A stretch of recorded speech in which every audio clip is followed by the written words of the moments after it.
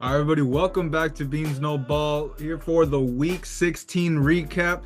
So much to get into. We're probably going to throw all the playoff scenarios into this one. So, without further ado, Christian, let's just get started with back to some good Thursday nighters. Yeah, finally, for back on schedule with these Thursday nighters, we've been getting a kind of full map, but Broncos Chargers with a lot of playoff, implications, seating position in stake here. This was really one of the games to do. Really great quarterback battle between Bo Nix and Justin Herbert. Now, although this was all first half for Denver, Bo Nix, he was just slinging it, and how we mentioned, instead of a McLaughlin who was out of that game that we didn't get to mention, it was actually Estimine, Estimine. Adric Estime and Javonte Williams picking up the load for this rushing attack. It was going good for the most part, I believe, in the first quarter, first half there. But after that, it's pretty much Bo Nix just staying on target with his receivers. I mean, Marvin Mims, he had himself another not career. Marvin Mims had himself another great job on the receiving end alongside with Cortland Sutton there. But on the offensive side, it really wasn't much there for in the first half. It was really just this defense really picking it up and trying to stop these Chargers for the most part here and there. But obviously, the free kick that happened for Cameron Dicker for the first time in 50 years. So nice little calm little record there too. I believe that was pretty much what shifted the whole trajectory in the second half there, because this was just Justin Herbert lighting up this whole Broncos defense. He would just really come through in the pocket, finally hitting his targets. Latimer McConkey, really nice to have him back as his one main target there. I believe Justin Herbert finally beating these odds there. I mean, after coming into the season, not really having much not really having much of the weapons around him there. McConkey pretty much being his one there, really stepping up, so the rookie's still making a name for himself there. Another thing too that we mentioned, Gus Edwards. If this Chargers team was gonna have a shot of beating this really steamroll Broncos team, Gus Edwards was gonna have to get loose in the run game, and he for sure did. 14 carries, 68 yards, and 2 touchdowns. Benched him in fantasy, but didn't really matter on the consolation round. But really, Gus Edwards did pick the blow, and it really needed to there. Really nice win for this Chargers team. As for the Broncos, implications, there's still a stake for them too, specifically for both these teams coming to the next couple weeks of football. Yeah, both of these teams, I believe, win and they're in. That would be the main thing. That there's so much stuff that can go down the AFC. Yep. These two guys take care of it in Week 17. Won't have to worry about any of that. But moving into the Sunday slate, Texans actually not the Sunday slate, the early Saturday doubleheader to get us ahead for Christmas. Texans and the Chiefs, and obviously got to start with obviously just the heartbreaking news. Tank Dell out for the season, dislocated kneecap and torn ACL. Back-to-back seasons with a season-ending leg injury, as last year we remember that fractured fibula, if I'm not mistaken. So obviously the road for recovery for him. Our thoughts are with him. He just got shot. Yeah, and he got shot in the another so much adversity that he has to go through. Just as a second-year receiver, obviously we saw Stroud just completely devastated on the sideline throughout this. I mean, on a touchdown catch too, no less. I mean, that's obviously going to be a big blow for this Texans offense. They did go out and pick up Deontay Johnson, so we'll see if he can pick up a load, make himself a nice duo option for Nico Collins. But see what they do. Obviously, they already have a playoff spot clinched. See if they can, lock up the AFC South. But now with the Chiefs, obviously, just an absolute buzzsaw. We saw Patrick Mahomes, that ankle, all the questions going into this game with that. Absolutely did not seem to be a problem. That 15-yard touchdown run that I believe is the longest of his career kind of came as a surprise to me. But yeah, obviously no concern for that ankle to this point. And from there on, I mean, Chiefs never really looked back from there. I mean, we saw some great timely defense, that McDuffie pick. Kareem Hunt having a phenomenal game for himself. He's kind of taken a backseat since Pacheco's return. Kind of saw him take the spotlight once again, and Xavier Worthy back in the end zone.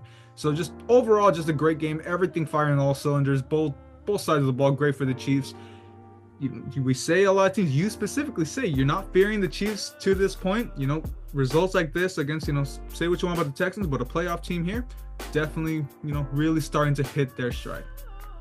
Yeah, Rodgers probably gave him like a magic perk or something, to get him off the ankle there. But obviously, look, the Chiefs are still finding the rhythm. I think there's more attention going towards more the Texans there, because especially how we're looking at this team, how beat up they are there. Now moving on with the same thing with the Saturday with the Steelers and the Ravens, another nice tough AFC North battle there. Obviously, another one with seeding implication in stake here, and for the division there too. And for the most part, it was pretty much a neck-to-neck battle. Both these teams, defensive battle, offensive battle. Pretty much the Ravens, they did win the turnover battle, I believe so So that's pretty much what got him the upper edge here there too. Russell Wilson, he was kind of getting it going just a little bit in the second half there, but it really all these miscues that happen. And I mean, the run in the red zone to just fumble, I believe, inside the 5-yard line, which turned the ball over, which is one of the leading causes that changed the whole trajectory in the game there. But I mean, when the Ravens, you got a back like Derrick Henry. I mean, like you said, he's having once again another career year after beating those wash allegations. 24 carries, 162 yards. Did not cap up a touchdown, but I think those yardage pretty much it speaks for itself. Really helped this offense really get going. Same with Lamar Jackson. Again, 207 yards, 3 touchdowns. So this offense was really going there too. And then towards the fourth, it was pretty much just lights out for this Ravens defense. I mean, they're just shutting out these Steelers team. Absolutely got them to 0 points there too. I'm not worried about the Steelers team at all whatsoever there. I know they have, the complications at defense and this and that. Same with both sides on the ball there. They didn't have George Pickens, which is a really huge loss on that offense side of ball for Russell Wilson, since their connection was really building up since he got the starting role there too. So not really too worried about the Steelers. They're 10-5 still, so still got 2 more weeks of football there. As for the Ravens, same thing continues. Feed Harry, he gets it going. This offense and this defense is going to be lights off for these next couple of weeks for whoever they play. Yeah, for the Steelers, they do get George Pickens back, but for this Christmas Day game against the Chiefs, so obviously a lot to monitor there, and we'll get back to that at the end of the video. And now actually moving it into the Sunday slate, one of the more, I guess, throwaway games into this one, the Giants and the Falcons, and obviously the much anticipated debut of Michael Penix Jr., as we already heard everything about Kirk. We talked about it a lot earlier in Bean Talk. Finally got the confirmation he's looking to be released at the end of the season. But for Michael Penix, I mean, say what you want, no touchdown, all that stuff. It was a very nice debut for him, and he should have had a touchdown if it wasn't for Kyle Pitts being Kyle Pitts. Now, I'm gonna say right now too. I mean, I've been backing him up so much. I think I gotta say, I'm officially off the Kyle Pitts hype train. It's been long enough. I mean, I think he's proven to us, starting to, kind of just looking like a bust. I don't want to say just yet if we could get something down the line, but looking pretty close to it now. Overall, despite no touchdown for Penix and all that, great game overall for the Falcons. Bijan Robinson, I don't know if maybe you bet on him to hit the under, because Bijan Robinson went off 94 yards, 2 touchdowns, really being that big focal point to really help his rookie quarterback. Just overall, great showings for Atlanta. It was against the Giants too. They're trying to aid their tank, but I mean, in all honesty, just a great showing. Now with the Bucs loss that we'll get into a little later, Falcons do get back into that 4 seed, leading the NFC South, and they do control their destiny. But for the Giants, I mean, not much to say. I mean, congrats to them on actually not messing up their tank like the Raiders did in this one that we'll also get into just a little bit. But just a rough showing overall. Yeah, honestly, let's hope this doesn't bite you in the back. Kyle Pitts ends up going for like 203 touchdowns there, but obviously overall, Michael Penix, he had himself a solid debut there with no playing time, obviously, there too. So we're going to see if he's going to run it out to the Falcons to see if they'll make a decent run there. Probably a far stretch. And now moving in back staying with the NFC in the North, the Lions and the Bears there. Now, like we said, with these division battles, I like to say it's going to be competitive, keep it close there, but just pretty much towards the end, the Lions just ran away with this. Now, obviously, Jahmyr Gibbs, he was getting the bigger loan. Now that David Montgomery is going to be out, not totally all out now, since a couple were saying, he could be possibly returning if the Lions do make it far in the playoffs there too. So there is still some hope there. As for now, for the next couple of weeks, Jahmyr Gibbs, he's going to be their main guy taking the bigger load, and it really worked out for the most part. 23 carries, 109 yards, and 1 touchdown. So thankfully, this isn't a totally polished situation where he really wasn't able to pick it up after being the 2 option there, when really he's been the 1 option all season, if we really put it into perspective there. So Jahmyr Gibbs obviously being one of the powerhouses on that offense there. And J-Mo, your guy, also had another great game. His connection with Goff and J-Mo's connection with him and Goff, it's obviously been really great off the charts this season, really having a breakout season after all the adversity he's gone through with, I guess in the law, the injuries and this and that there. But 143 yards and a touchdown. This is really nice to see for J-Mo there. Even with Amon-Ra is not really the main target, it's obviously going to be J-Mo there. So this whole offense all around, it was really just getting into end of the Bears team, even toying with them, I believe, on that 1 touchdown drive with the fake fumble, and it paid off for a touchdown pass. So really nice to see that. Ben Johnson again too, still being creative with these plays. This is to give credit to the Packers for giving the little inspiration there too. So obviously, pretty much just beating the Lions. They still would seem to be in the NFC East, not NFC East, in the NFC as a whole there. As for the Bears, say what you want about Caleb Williams there, but I think this is the game where he kind of found himself a little bit more rhythm, specifically in the second quarter, after having a donut in the first. 14 points in the second quarter. He's finally, I guess, getting a little more comfortable in that offense there. The defense, it tried for the most part, after having a rush showing there too, but Caleb Williams, he has all these weapons around him, and that's obviously the main reason why everyone's pretty much counted down on him, build all these team around him for him not to live up to the hype there, but give him just a little bit more time there, and this performance he put up, I wouldn't say it was all garbage time because it was still pretty much in the race for this. Well, in all honesty, probably was for what it's worth, but yeah, odds stacked against him from the start is, it's like you said, it's just good to see Caleb, still in the fight, still obviously, playing for pride, and still a lot of positives that we're seeing for him as we get into his development. But another divisional matchup, we're gonna get a lot of these, especially in the north, as it seems a lot of these got pushed to the back at the end of the season. Browns Bengals, this one is critical for the Bengals to keep their playoff hopes alive, and obviously they got it done. Expected to win against an inferior opponent and got it done. Didn't get that tough ground and pound, grind it out game that we're used to for the AFC North. This kind of we knew the result from the start. The Bengals offensively just, complete firepower. Joe Burrow with 250 yards and 3 touchdowns. Chase Brown almost 100 yards on the ground. Obviously, Jamar Chase doing what he does, close to 100 yards and a touchdown. Just obviously the Bengals firing on all cylinders. And as for the Browns, obviously just like the last game, odds stacked against them, not really expected to do much. Your quarterback comes down with an injury, which, he finished it out, but, we'll see what ends up happening into next week. Star tight end and David Njoku also injured. So, more and more adversity for the Browns. We'll see. For what it's worth, I'm sure they kind of just want to, put this season in the rear view and hope to just get that draft pick a little higher. Kind of working in both ways. The Bengals, on the other hand, they're going to need a lot of help to get into that playoff spot, and we'll see if they end up getting it. Yeah, like you mentioned with help, I have it here. Might as well just, mention it there. They need, like I said, they need a lot of help. They obviously need to win now. Broncos must lose one. The Dolphins need to lose one. The Colts must lose one. I'm sorry.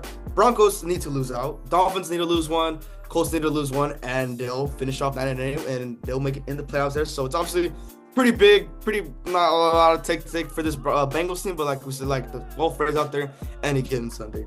And now moving on with the Colts and the Titans there. Now, this one, I was kind of odd because, this Colts team, it was up big in the fourth quarter. They were up they're like 38 to 7 if I'm not mistaken. Yeah, they were up 38-7, something like that, and then they don't get into 8 points in the fourth. But regardless, they had a big lead there. But before all of that, Aaron Rich. I've been defending him all season. I know you still have your little defensive scheme with him there. I've been defending him. I'm not giving up on him.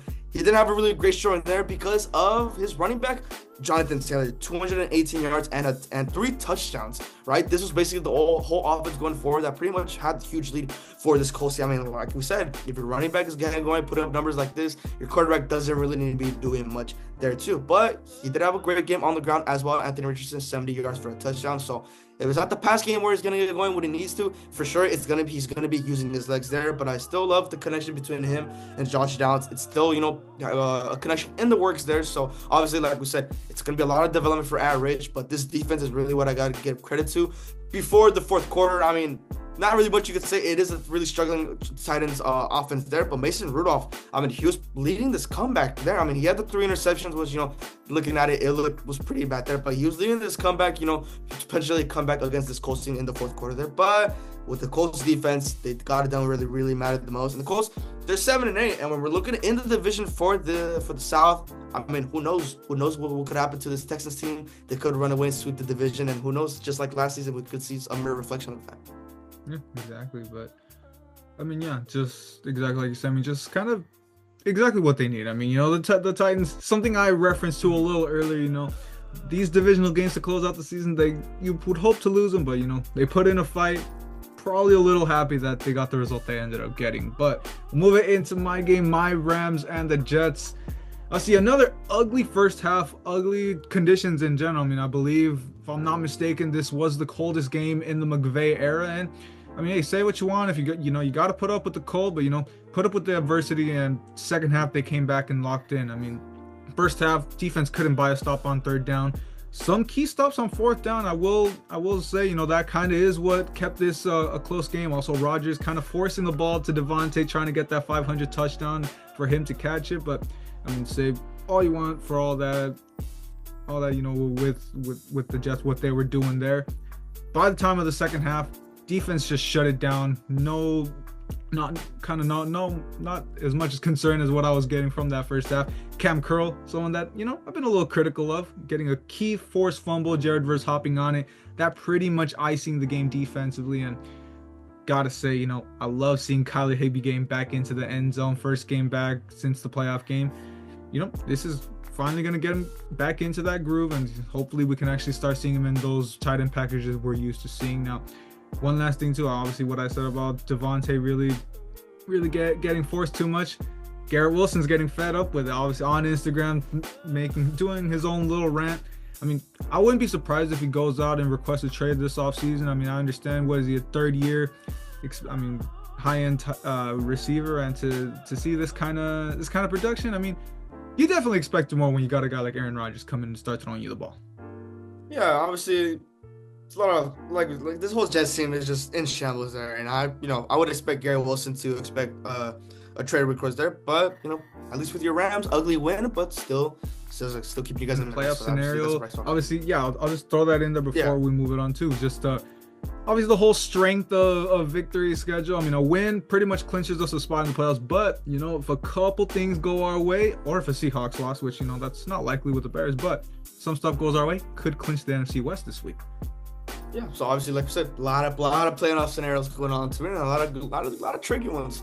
And I'm moving on with probably the best game of the week, the Eagles and the Commanders. Now, obviously, whole different ballgame. Jalen Hurts, he got out of the game with a concussion, and then obviously really changed the whole game. I mean, Kenny Pickett came in, and I'm not gonna lie, he looked pretty good in that drive. And the next couple of drives for this Eagles, kind of having a pretty great lead. They're obviously having Saquon in the backfield, obviously was a really big factor in that. I mean, he kept up 150 yards and 2 touchdowns. Obviously, it wasn't enough there. Him and AJ, they're kind of connecting. Same with Devonta Smith there, but Jaden Daniels, I mean, 5 total touchdowns that, you know, he got to bring this Commanders team back there. And it was even worse there. The Eagles won the turnover battle by 5 turnovers, and they lost the game. I mean, stuff like this, it happens, but you just can't make it up there. And even after all of that, Jaden Daniels, he marched his way back. I mean, just having a career game for him. And this is pretty much what I've been saying about Jaden Daniels.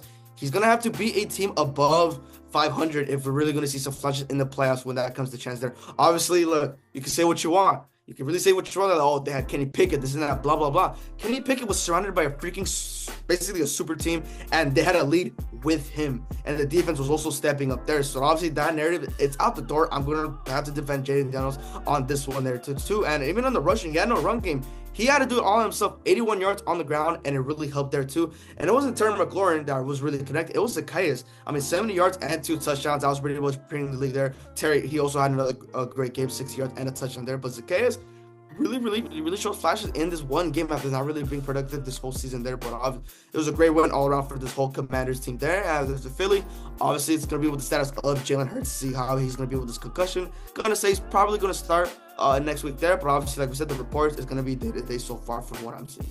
Yeah, hope for the best for him. You know, I got to agree with you with the Kenny Pickett stuff. I mean, not to say that, you know, the super team, I mean, forget that. Kenny Pickett's Kenny Pickett. But, I mean, Kenny Pickett wasn't the one who lost this game. I mean, obviously, just so much. I mean, the biggest part, you know, the Devontae drop. Forgot to mention that. The Devontae drop, which should have iced the game.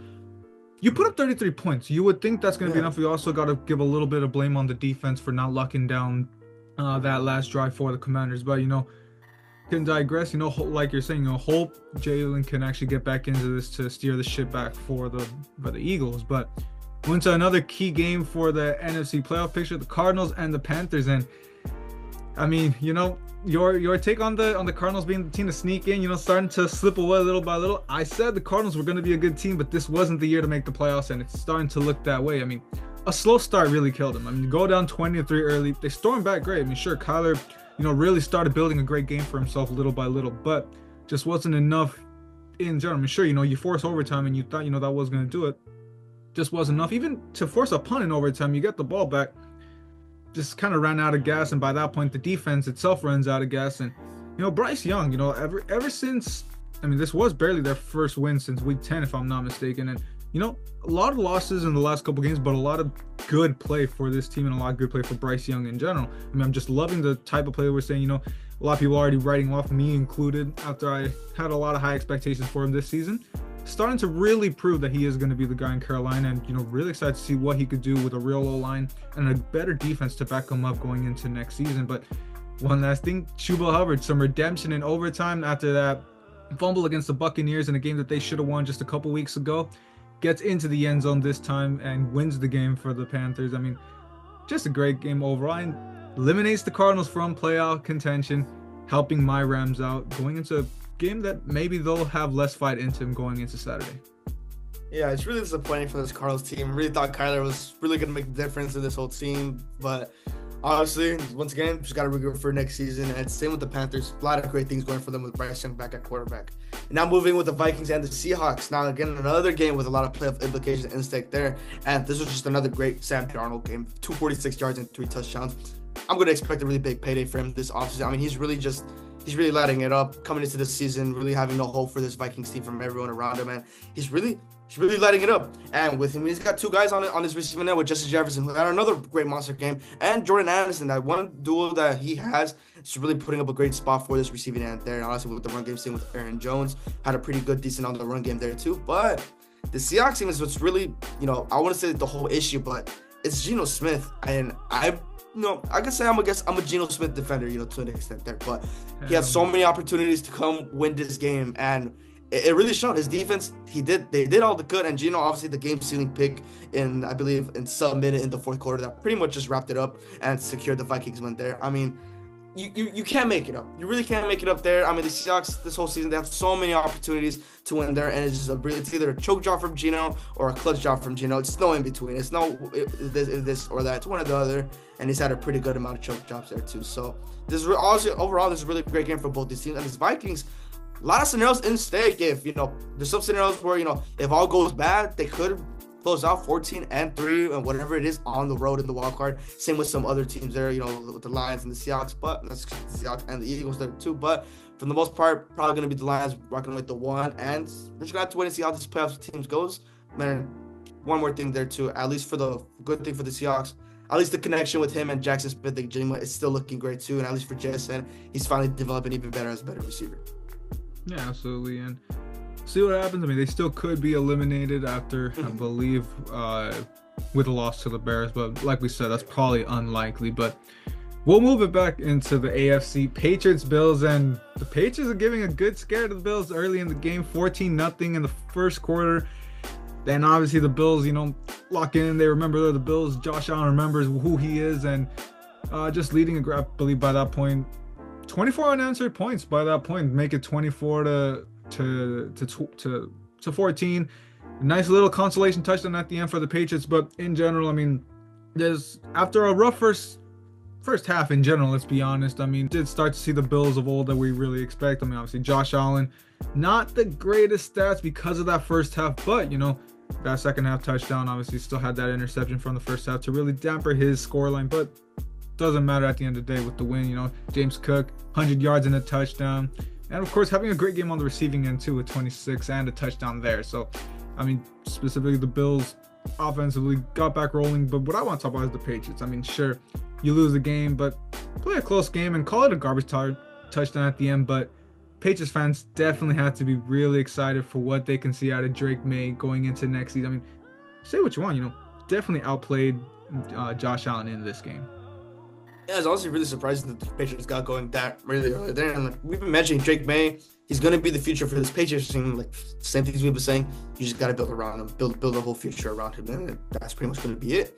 And now staying with the AFC, with the Jaguars and the Raiders, like you mentioned earlier, the Raiders, I get it. You want to fight for pride. I understand that after already being little. You want to fight for pride. It's Antonio Pierce. He doesn't want to lose this game. But they did hurt their draft stock, and they went down a pretty good amount. Still in the top 10, but you're getting a mid-top 10 draft pick right there, too. But at least for the most part, Aiden O'Connell, he did have a really great game on the air, 257 yards. No touchdowns there, but it all relied on the rush attack with Abdullah and Madison capping up 1 touchdown each.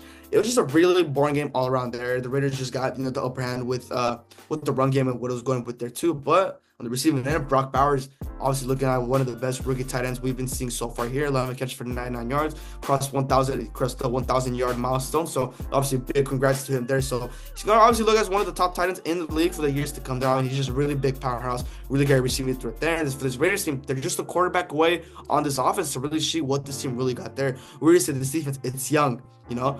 There's a lot of good flashes. There's not a lot of good flashes that, you know, they could obviously put a lot of key pieces there, specifically in the secondary. But for the most part, this whole Raiders team, it has a great chance to develop into next season. It just all relies on that quarterback spot.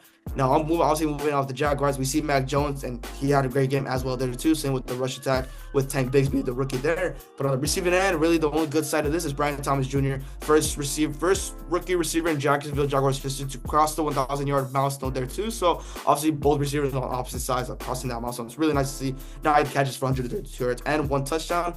Helped me in fantasy in one of my other leagues there. So that's obviously a good sprite there. But obviously with this Jacksonville team, it's just going to see what Trevor Lawrence is going to do next season. And it's really going to see if, you know, if he's going to be the future once again after all these couple of years. I really haven't seen anything out of him outside of that one playoff win from the comeback against the Chargers not that long ago there too. But with the development of Brian Thomas Jr., that connection with him and T-Law, I'm going to hope for the best. That's going to be one of the best connections coming into next season.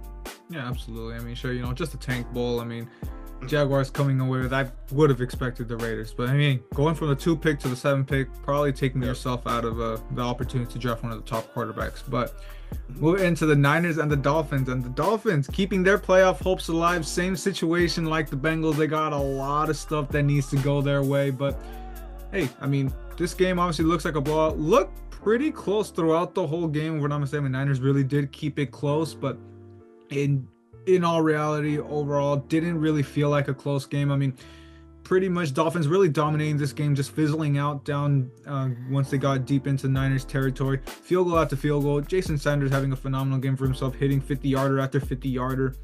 And of course, you know, not the best game out of Tyreek, dropping like 3 balls straight into his hands from Tua, but Devon Achane really picking up the slack here. Good both on offense and on the receiving end and rushing attack, of course, for him.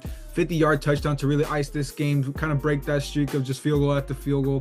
120 yards in total for him. Just a great game. I mean, obviously would have liked to see a little more out of that out of him for fantasy a little earlier in the season, but just in general, a great game for him here. And look, on the Niners side of the ball, I mean, hey, you know, Debo finally had a good game. I mean, all for nothing, but getting back in the end zone, I guess he could shut up some of the noise that I was hearing. But I think in larger part, maybe this could have had a closer result if Jake Moody wasn't the problem that he is. Obviously, I would not be surprised if the Niners start kind of get into the conversation to move on from him, probably find a new kicker after this season.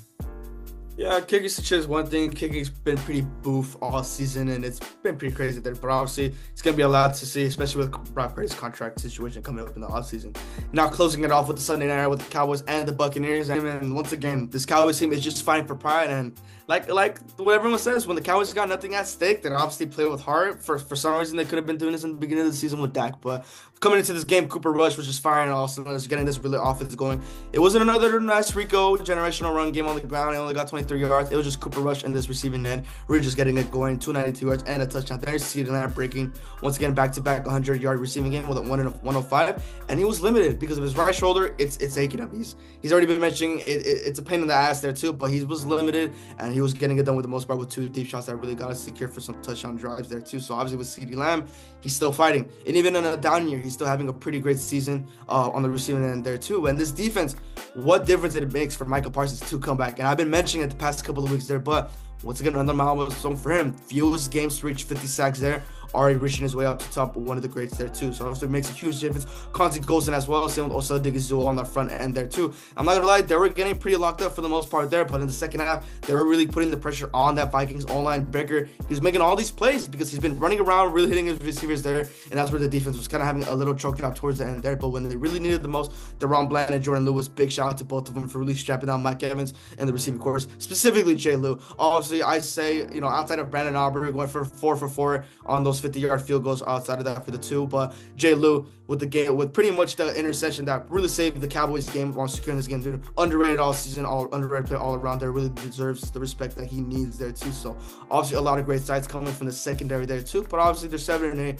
the draft stock, it is tanking there. So the hopes for Gentry is probably going out the window. And as for the Bucks, like I said, Baker Mayfield, he tried what he could there, but towards the end, it was just a choke, especially with the big game there too. Dumping up to Rashad White, ends up being at the wrong fumble, strip sack. All I'm saying is Bucky Irvin probably would not have fumbled, and the Bucks drive would have extended there. But like we said, the Falcons, they're going to need to lose one more game if the Bucks want a chance of being in the playoffs. Yeah, holding that tiebreaker, like we've talked about since the beginning of the season, that tiebreaker was gonna come back to bite them. And in a situation like this, even with a rookie quarterback barely going into his third game by the end of the season, Falcons definitely might end up coming away with it because of this little slip before the Bucks. But close us out with the Monday nighter, and I mean, not much to go over here. I think we got the Packers and we got the Saints. I mean, way down there with the Saints. I mean, just overall, just an offensive firepower with the Packers. I mean, Jordan Love, say what you want, not the craziest game for him, but don't really think it mattered at the end of the day. I mean, he put up 34 to nothing in this. I mean, also give the praise to the Packers defense just in general. I mean, I went up against them in my semifinal in fantasy, put up damn near 20 points, almost lost the game for me. But yeah, just obviously with that fumble recovery on the interception, probably did expect that against Spencer Rattler, but at the end of the day, got to do what you got to do. And big point to make with the Packers: 5 players in double digits in yards in both rushing and passing. Just shows the versatility of this offense. And if we're being honest, I mean, really, this is turning. I mean, a lot of people say this about my Rams. You got to start looking at the Packers as one of those teams that sneaking into the playoffs, it's just not a team you want to have to go up against. And to think they're going to be a double-digit win team, probably at the 6th seed at the end of it. I mean, it's going to be crazy to think. I mean, you're 11-4 and you're in 3rd place in your own division. Just all you could say about that. And look, for the Saints, I mean, say what you want. I mean, obviously we saw the inexperience of Darren Rizzi as a head coach, some little mistakes here and there. And I mean, Spencer Rattler, we love the guy, but there's a moment that he'll make, an insane, one of the best throws you'll ever see, and then he'll have one of the worst interceptions you'll ever see. So a lot we can talk about, but I mean, at the end of the day, expected, and kind of gonna at least help them out to get probably somewhat of a better draft pick down the stretch. But that's gonna do it for our game slate. Now, obviously, Christian, that one disagreement way earlier in the week got you another little win. Now you're 7 away, 2 weeks to go. Maybe you could start hitting all the underdogs and maybe come get a win at me. But one more thing to say: no bean talk for this week. It's Christmas, so we're just gonna take the week off. We'll post our picks here on the side just so you can see for the 2 Christmas games and our Thursday nighter. But of course, hope everyone enjoys a Merry Christmas, and we'll see you guys back for the Week 17 recap.